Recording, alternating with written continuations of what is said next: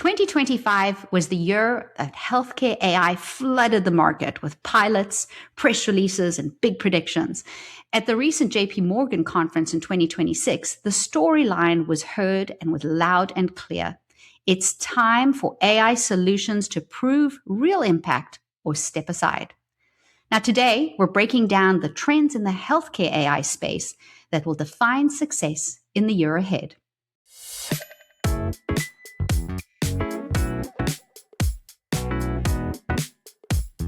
Welcome back to the Humanify Health Tech podcast, where we explore how AI is rewriting the rules of healthcare and putting people right back at the center where they belong. I'm your host, Francesca Vereb, Head of Marketing at NetHealth. And if 2025 was the year of healthcare AI where it exploded onto the scene, 2025 is the year it has to prove itself. Healthcare systems are moving past pilots, and the headlines are starting to ask tougher questions about what we value in safety, governance, and real clinical impact.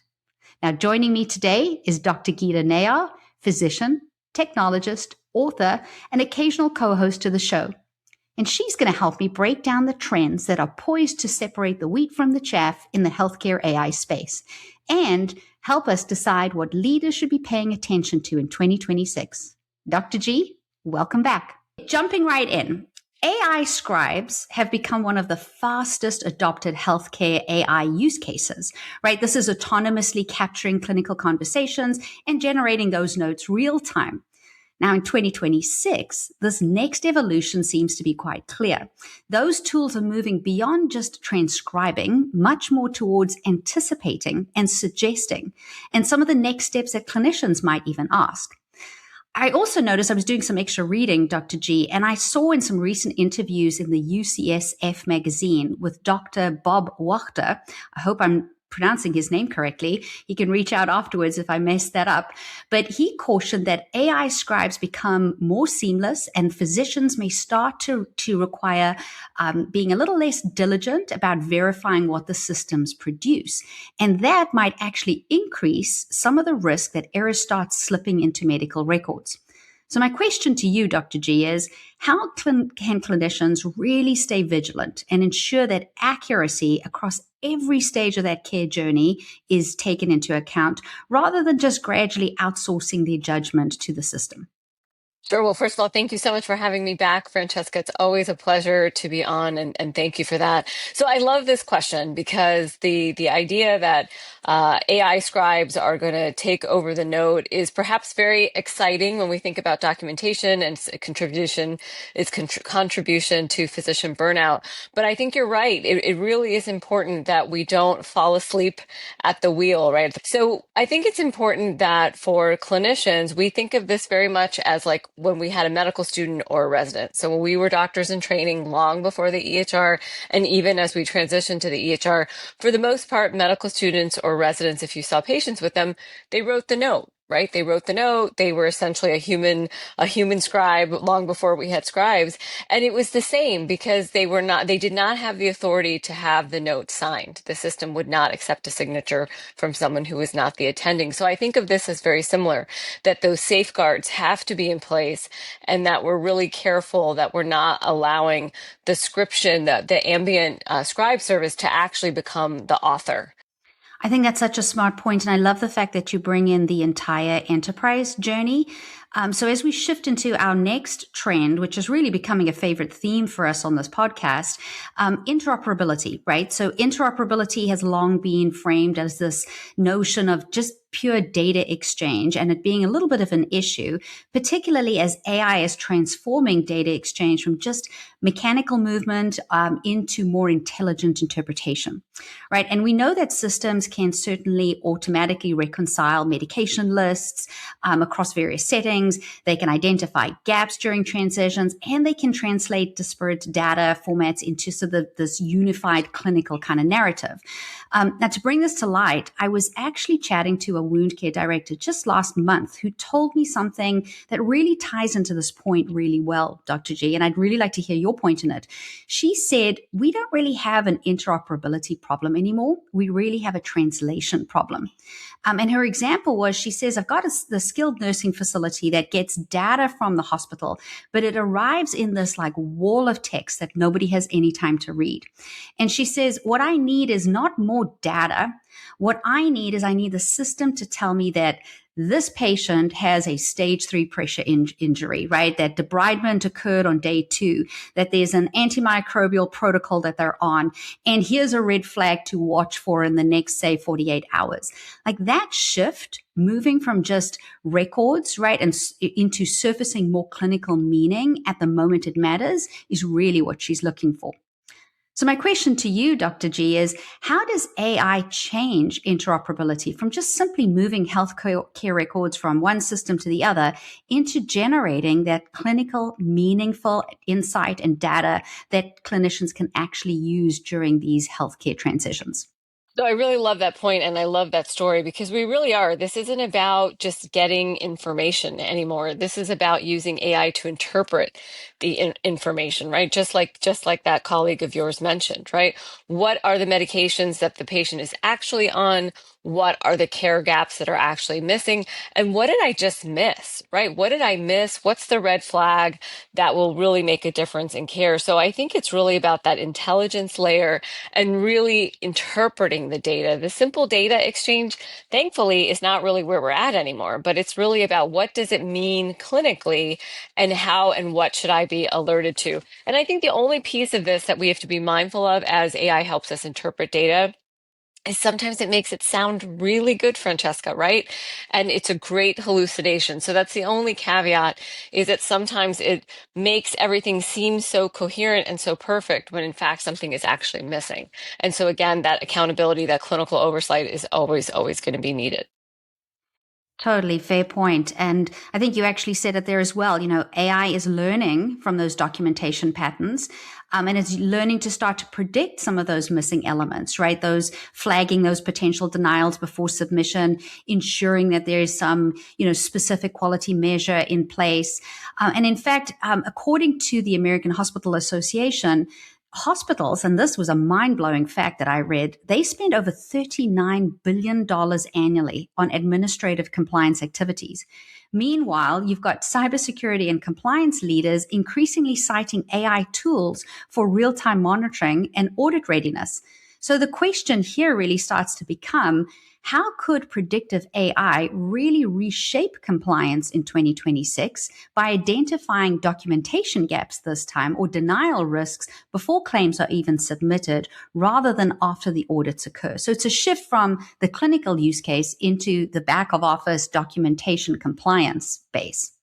Absolutely. And look, we spend billions of dollars trying to correct errors after the fact.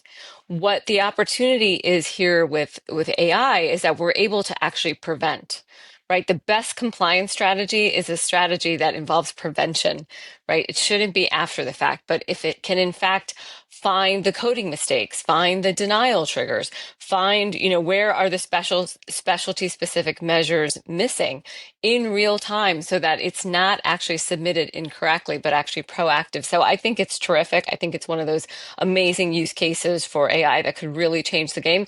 And really the enterprise should be looking at this as a priority because it's also, I think, one of the simpler implementations of AI.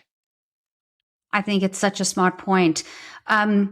All right, here's another trend that I would love to get your perspective on. So, AI is analyzing all the patient type of engagement patterns, right? And that's both in HEP and in remote therapeutic monitoring. And that's really to start to diagnose any adherence risk before the patient actually starts to disengage. So, think of like your at home compliance or treatment plans, particularly say in like a rehab therapy scenario, but also candidly in wound care. Now, the system starts to flag who needs intervention and then starts to recommend whether there's some sort of a need for a motivational check-in or some clinical assessment or even some program simplification that might be needed. I'm thinking of like some of the senior folks that we care for. Maybe the exercise is too hard or too difficult for them. So in these specialty care settings, like a rehab therapy or a wound care scenario, how can AI move past that patient adherence from a retrospective metric, you were just talking about retrospectively, shifting into more of this proactive intervention strategy? What have you seen and what do you recommend? Or the same thing, right? It's not really helpful when you find out a patient has disengaged after the fact. If AI can actually help us shift that and actually prescribe interventions that will work in real time, whether it's a digital check-in, whether it's motivational outreach, whether it's a clinical reassessment, but really kind of gauging the mood, right? You and I both have kids, right? We know when our kids are sort of their mood is off, they're not receptive, and we change our strategy as a parent.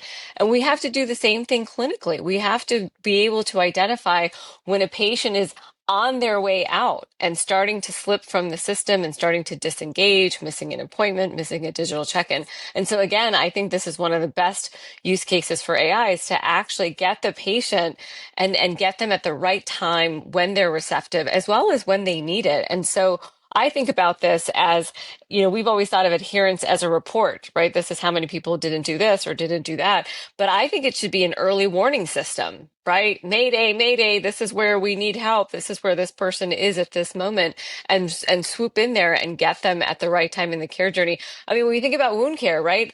We don't want the stage 4 wound. We don't want it to get there. We want them early. And so we also know when we have that warning system, it makes a difference in clinical outcomes.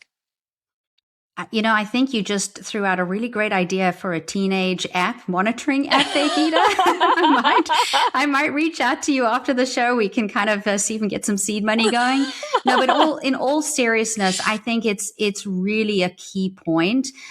We do a lot with data, and that proactive intervention really helping patients get a complete sort of clinical experience and really being able to deliver better outcomes as a result of that proactive approach, I think is really a game changer for where AI is going and the application in 2026 and beyond. Okay, shifting gears a little bit now to something a little bit more practical and speaking about something that has been embedded when we're talking about apps, has been embedded into some of these specialty workflows. So computer vision, as an example, we've embedded a lot of that into specialty wound care flows. For example, in wound care, really specifically as we're tracking smart wounds using smartphones, assessing movement quality, say during a rehab therapy scenario, even detecting if we've got pressure injury risks or other sort of applications, and using AI to really capture that clinical reality that was previously undocumented or required, a manual way of measuring, whether that was a paper ruler or just relying on a subjective measurement or a note. Now, we also know that in America itself, chronic wounds actually affect roughly 6.5 million patients. I mean, it's mind-blowing when you think about that.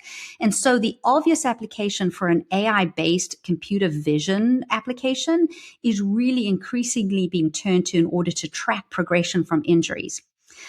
One particular example of a use case that I came across just recently was in wound care. We're seeing that really happening at scale. And we're seeing that we're starting to move from this research novelty of just standard care into tracking those healing trajectories, kind of like the proactive care you were just talking about, Dr. G. So measuring tissue changes, flagging deterioration risk. But here's the catch. Specialty care doesn't have the luxury of being just good enough from an AI perspective. When you're documenting, not just for the patient, but you're also looking for medical care audits, or if you're trying to defend something from a medical necessity, that visual AI needs to be audit grade accurate and not just directionally helpful. Now, in your experience, I think you've come across this a couple of times, as computer vision starts to enter clinical workflows, what safeguards do you think we need to ensure that image-based AI interpretations leverage in order to remain clinically viable? You bet. So again, I think this is, again, an awesome opportunity with AI, but we have to keep in mind that there has to be that human authority, right? Because AI can measure the pixels, right? But it can't measure the meaning, right? What is the meaning of the granulation? What is the meaning of the wound depth? And what does that actually mean? And so I think it's a terrific tool, but it is a really good example of needing that override by the human. And I say that very much also as a rheumatologist who deals with skin diseases all the time. There's variations in skin. There's variations in devices. There's variations in the way that the data is being picked up by the device. And so the safeguards have to be around all of those things. Diverse training data sets, clinical validation, clear confidence scoring, human override. And really that's what it comes down to is the machines are only going to pick up the pixels, but the clinician is really picking up what that means. This is time for this intervention on the wound, or it's not. And so I think really those are the safeguards that we're looking for. I remember you telling us a story, and maybe you want to just repeat that for the audience, but you were talking about on an x-ray seeing one version of the treatment, and an AI tool might just go in one direction, but after you asked a couple of really pointed questions, you were able to get a completely different sort of diagnosis. Can you tell our readers a little bit about that story? Sure. So, we've all had our use cases with AI, and one of them was basically a patient that their records, everything in their records said non-smoker, right? Everything in the record said this individual was not a smoker. But when I looked at the X-ray, it was clearly a patient with COPD, clearly a chronic smoker. And when I consulted the patient to just check on, why is the entire chart for the past 10 years saying that, he's not a smoker, he said, oh yeah, well, I did quit, right? I did quit a few years ago. And basically what happened, Francesca, is the note was being copied and pasted. Right. The note had just been copied and pasted. And so when you look at the report from AI on that X-ray, COPD did not even come up, because based on the data that was given to AI, which was erroneous, it wouldn't have, right? It wouldn't have. And so it came to all of these really rare diseases. And that's where we have to be really careful, because actually AI was correct with the data it was presented, but using human judgment, human experience, I knew that had to be impossible, right? And then I went looking kind of for where the disconnect was. And so again, these things just can't be on autopilot. It's a great tool like anything, but the tool is one part of the picture, one part of the diagnosis, and one part of the treatment plan. So important. And I think what you're saying there is, even a specialized AI tool would have a little bit more, sort of knowledge and depth. And yes, you still need that human in the loop. I don't disagree. But I was chatting with a rehab therapy director who's been in the field for like 20 plus years just the other day. And she gave this example, which I think will bring a smile to your face. She was saying things like she was testing for just one of the new foundational model tools, AI tools out there. And she asked her to just write just a basic progress note for her patient's recovery, right, from a stroke. And the output looked really great. It was professional. It was well written. Grammar was all correct, but it was completely wrong. And she said what it was doing is it was recommending a range of motion and exercises for someone that just would not be able to, to do that considering the condition, and use terminology that would have gotten flagged in a Medicare audit. And her reaction was just so perfect. She said, this is why you can't just plug into generic AI. And I was thinking of you specifically during this conversation.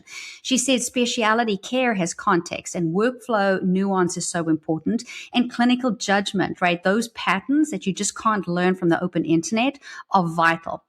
And so I think the question really starts to become whether those foundational models that we're using today continue to get smarter. We know they will.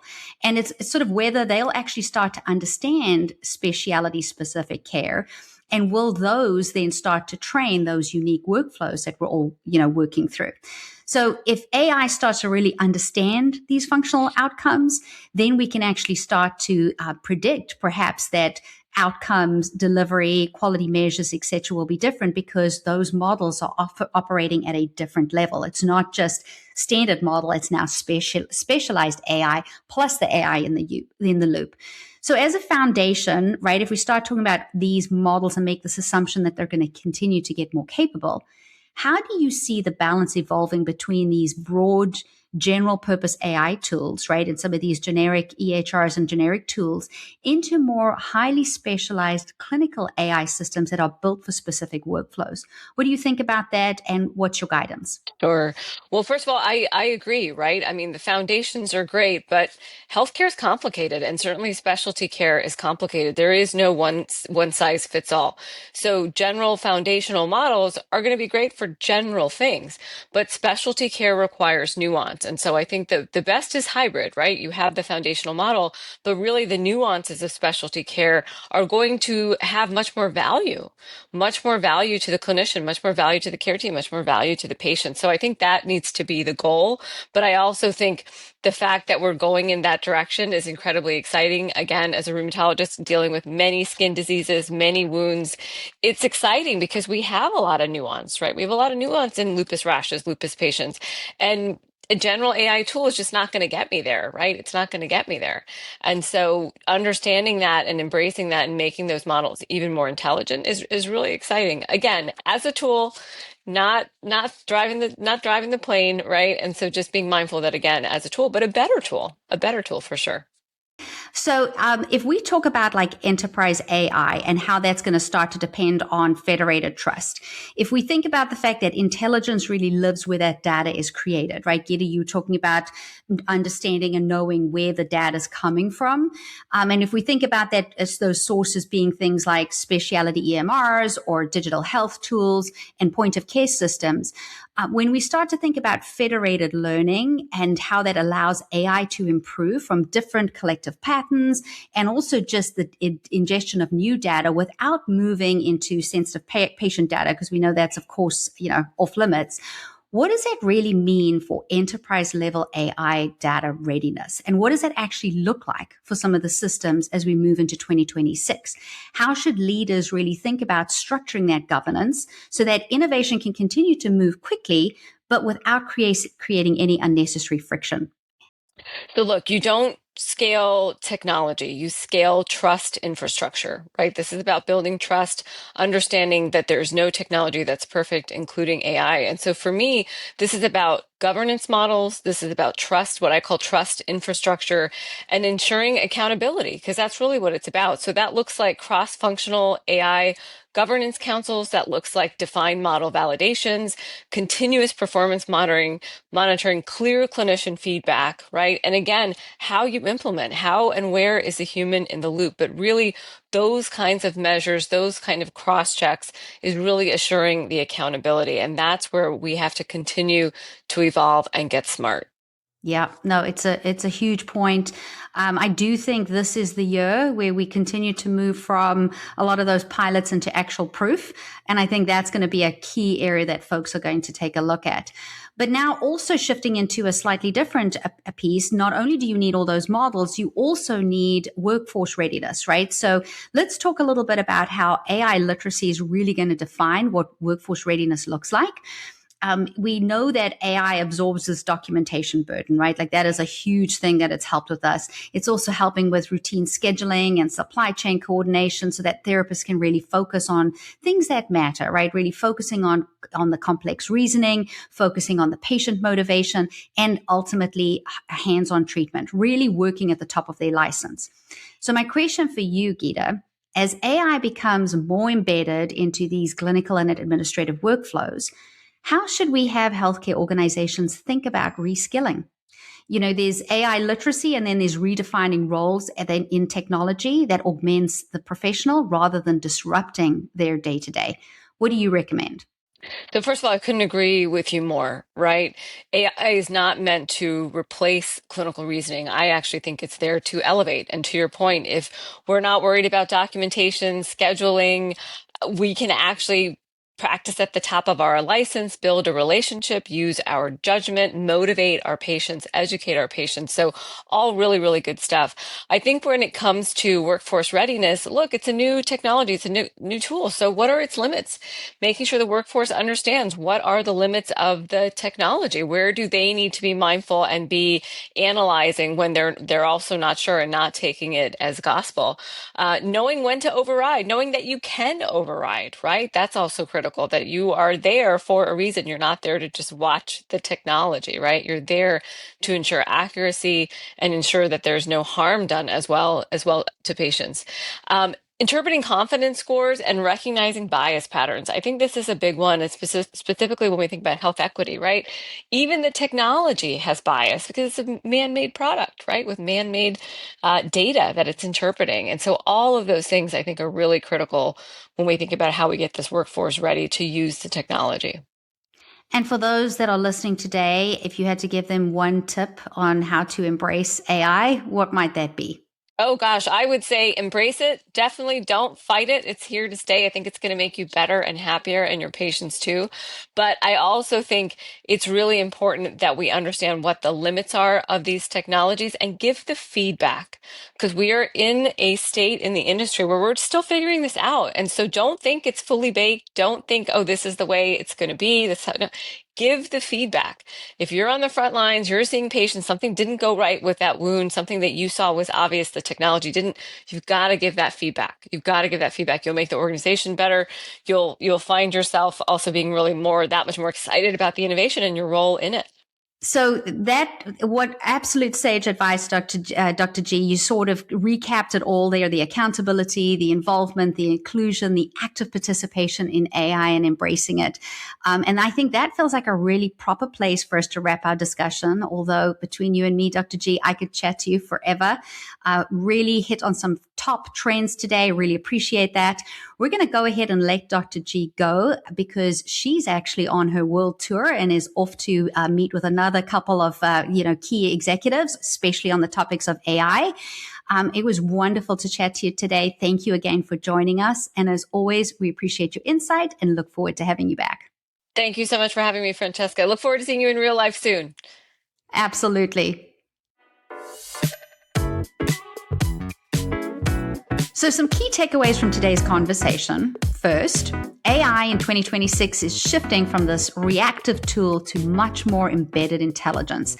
And whether that's in the ambient systems that we spoke about, or interoperability layers that we were chatting about, or even predictive compliance, the focus is moving forward and towards surfacing insight at the moment of care rather than after the fact. That's a key point. Secondly, specialization really does matter. So from computer vision that we discussed in wound care to adherence prediction in, say, a rehab therapy environment, AI is becoming deeply trained in the nuance of specialty workflows, not just general purpose automation. And finally, readiness is all about the people as much as it is about the platforms. You heard Geeta saying, for instance, be accountable, speak up, be involved, governance, AI literacy, and all these federated learning models. And that's really what human AI collaboration is about. And that's what will determine whether organizations start to unlock real value or just simply layer on more complexity onto an existing system. One pattern we're actually watching really closely at Net Health is that the companies that are winning in AI aren't necessarily the ones with the fanciest models. They are the ones with the deepest workflow visibility. So when your platform sits already inside the clinical decision-making process, that's when documentation, care transitions, compliant workflows, for example, become much, much more proficient and much more effective. Because you're not just bolting AI onto the outside, you're really embedding intelligence exactly where it matters most. And that's a wrap for this episode. Thank you to all of our listeners out there for tuning in. And if you're joining us from Spotify or YouTube, we'd love to hear your thoughts and comments below. And of course, don't forget to leave us a rating while you're there. Once again, I'm Francesca Vereb, Head of Marketing at Net Health, and I'll see you next time.